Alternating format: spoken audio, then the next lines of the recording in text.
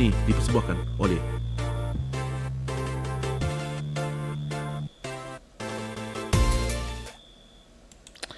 Halo Gunarwan dan Gunarwati sekalian, ketemu lagi ya di channel saya Gunar Os. Dan ini masuknya segmen apa ya? Oke, ini tetap kita masukin segmen kabar dari mobil ya, karena ini berita singkat yang eh nggak saya nggak bikin apa namanya nggak bikin visual, jadi ya hanya flowing aja. Jadi ini saya masukin ke segmen kabar dari mobil karena ritme apa yang ingin saya bicarakan ini lebih lebih lebih bebas tanpa tanpa materi ya gitu. Ya ini kali ini kita ingin membahas eh rekrutmen Arsenal ya. Dan mungkin kalau teman-teman ngeliat, loh ini kok udah pasang green screen. Kita barusan selesai ini ya, barusan selesai tadi live pertandingan Fulham Manchester City yang seru banget sih. Tapi itu cerita lain lagi. Silahkan dilihat aja deh itu apa live-nya. Ya, dan abis selesai live nggak bisa tidur lagi, jadi ya udahlah saya pikir saya rekaman aja ini untuk berita yang sebenarnya udah dari kemarin, cuman karena kemarin kita nggak ada segmen kabar dari N5 ya, jadi nggak saya beritakan. Jadi memang saya rencana untuk hari ini, jadi memang rencananya adalah untuk masuk kabar dari mobil gitu ya.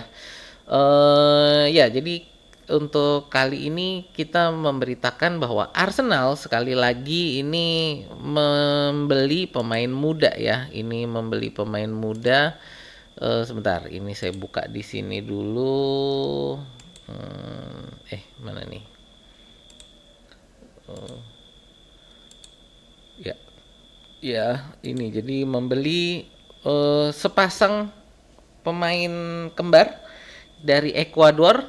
Ini adalah namanya Edwin dan Holger Quintero. Jadi Edwin Quintero dan Holger Quintero nih ya. Edwin ini kalau saya baca posisinya adalah penyerang sayap ya, penyerang, dia kakinya kaki kiri. Jadi sepertinya akan digunakan sebagai penyerang sayap kanan.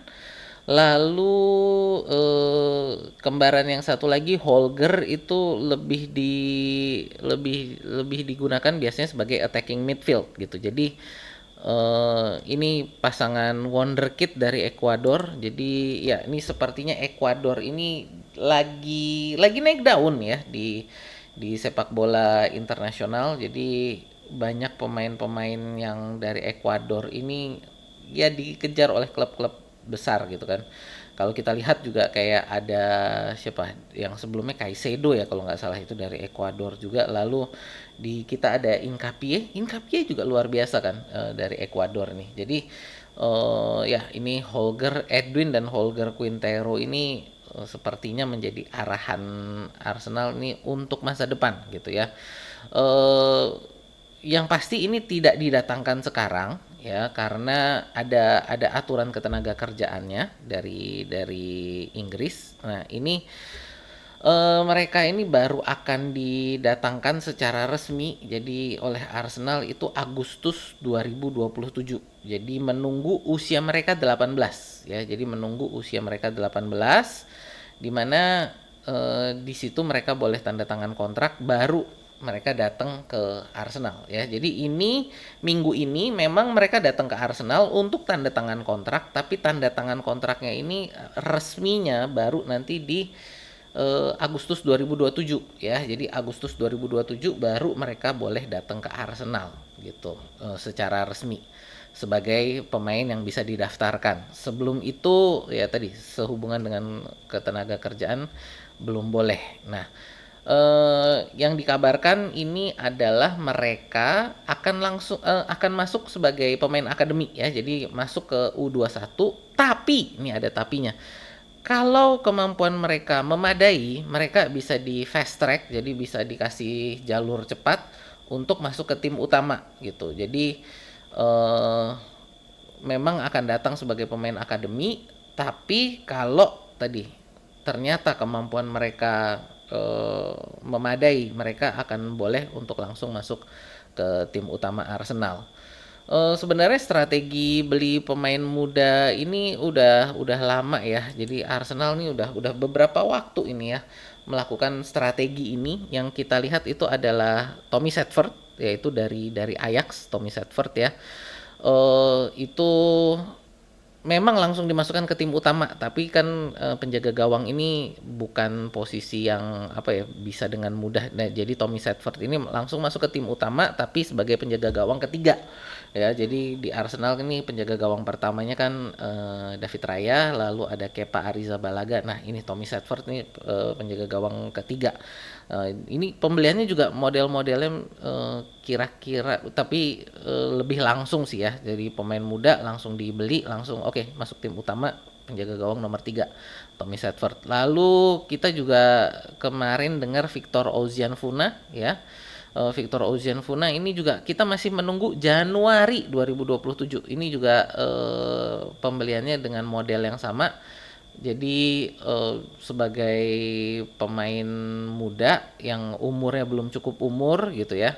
Nanti baru datang di Januari 2027 ini sebagai pemain pemain berusia 18 masuk ke akademi Arsenal. Sama juga seandainya nanti dia punya punya kemampuan yang memadai, boleh langsung untuk masuk ke tim utama. Jadi kita lihat ini Arsenal kalau mau dibilang bukan agak, mungkin mungkin bisa dibilang meniru ya strateginya Chelsea untuk beli pemain-pemain muda.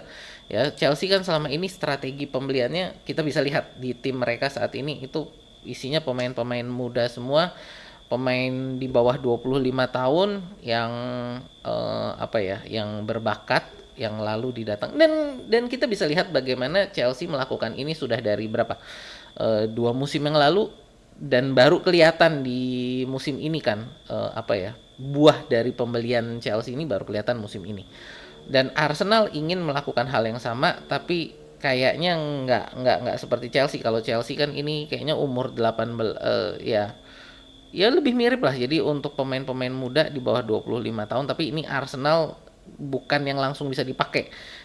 Mencarinya lebih mudah lagi yang akademi gitu ya. Jadi untuk pemain-pemain akademi untuk didatangkan ke Arsenal untuk dibina ya. Lalu nanti dilihat kalau memang cocok sebagai pemain Arsenal akan langsung masuk ke tim utama, kalau enggak mungkin akan dijual gitu. Jadi ya ini perekrutan yang karena usianya masih muda, perekrutannya tentu masih murah. Kalau berhasil kita bisa menghemat mungkin puluhan juta pound sterling daripada beli mereka ketika mereka sudah bernama, udah punya nama besar gitu ya. Kalau tidak berhasil mungkin bisa dijual dengan dapat profit gitu ya. Karena kita sudah membina mereka. Nah, ini jadi menurut saya ini strategi yang ya boleh dibilang kita mencontek Chelsea lah untuk strategi pembelian pemain muda ini dan sepertinya kita mulai mulai banyak kan untuk pembelian-pembelian seperti ini. Jangan lupa juga kita ada pengen beli siapa namanya Rodrigo Rodrigo ini Rodrigo siapa kok jadi lupa Rodrigo Mendoza ini juga jangan dilupakan ya. Rodrigo Mendoza saat ini lagi dipantau juga, kabarnya sudah ada pendekatan ini untuk Rodrigo Mendoza. Yang kemarin juga ada yang tanya kan, ini Rodrigo Mendoza posisinya apa sih? Rodrigo Mendoza ini posisinya attacking midfield yang bisa main sebelah kiri. Jadi mirip dengan Kenan Yildiz untuk posisinya Rodrigo Mendoza ini. Nah, ini yang makanya saya dengan pendekatan Rodrigo Mendoza ini saya nggak percaya Arsenal mendekati Kenan Yildiz gitu, karena kayaknya Rodrigo Mendoza ini lebih murah, usianya mirip-mirip gitu ya. Dan nggak perlu transfer yang besar gitu. Jadi ya kalau buat saya ini kita mencari wonderkid, dan selain pembelian pemain, saya rasa ini juga ditunjukkan dengan bagaimana Arsenal ini melakukan perombakan untuk sisi perekrutan ya. Jadi mendatangkan Andrea Berta, lalu kemarin juga kita mencari kepala scouting baru gitu ya.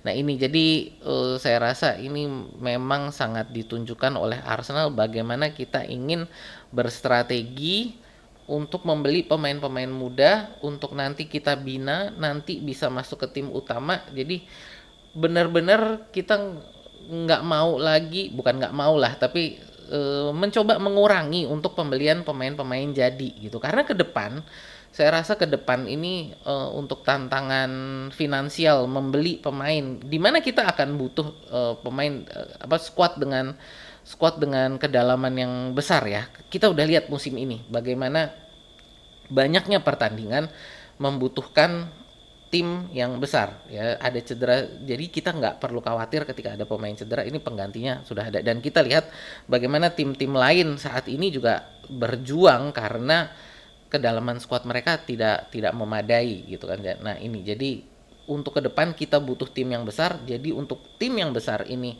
agar kita untuk finansial pembelian pemain ini nggak gila-gilaan, kita mulai dari membina pemain-pemain muda ini ya, kita membina wonderkid ini untuk datang ke Arsenal sejak mereka masih remaja, untuk kita bina nanti ya itu diarahkan untuk bisa masuk ke tim utama Arsenal.